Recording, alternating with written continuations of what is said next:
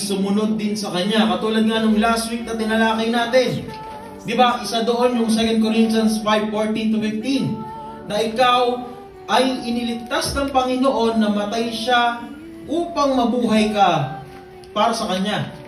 At yun ang purpose mo. Bakit? Nang sa ganon, makontinue mo yung ginawa na kabutihan ng loob ng ating Panginoong Jesucristo.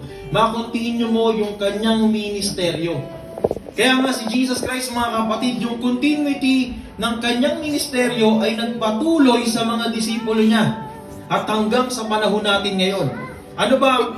Sabi ko nga, sa lahat ng nabubuhay dito na mananampalataya, regardless kung ano man ang iyong title dito, it's either pastor ka, leader ka, whatsoever, ang pinakamahalaga na ministeryo na magagawa natin sa Panginoon ay maging ilaw at asin ng mundo. Yon ang pinaka dapat mong